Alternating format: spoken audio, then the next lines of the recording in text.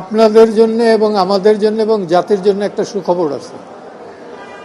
প্রথমত হলো আসাদুজ্জামান নূরের 2টা মামলায় জামিন অ্যাবসলিউট করছেন এবং আমার মনে হয় এখন আর এতে বাধা হবে না, অন্য অন্য মামলা যেগুলো আছে সেই জন্য। আর গত পার্লামেন্টের গত সরকার সময় যিনি চিফ হুইপ ছিলেন আসম ফিরোজ, তার জামিনের মামলাটাও আদালত অ্যাবসলিউট করেছে। আসম ফিরোজ অত্যন্ত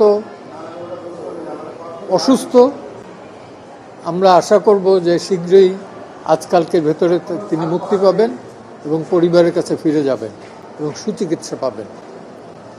এটুকুই। এগুলো সবই খুনের মামলা এবং 200-500 লোক আছে, এর সাথে আরও লোক আছে। এই স্পেসিফিক এদের অ্যাগেনস্টে কোনো এলিগেশন নাই। আর আসম ফিরোজের যেটা, সেটা ডকুমেন্টস আমাদের কাছে ছিল, কল রেকর্ড। সে ঘটনার দিন ঢাকাতেই ছিল না, ছিল তার এরিয়া বাউফলে, তারপরও দিয়ে দিছে। এই আর কি।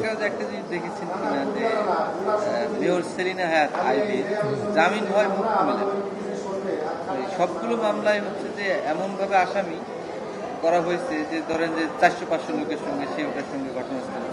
এটাই তো হইতেছে যে এটা মামলা বাণিজ্য, নাথিং এলস।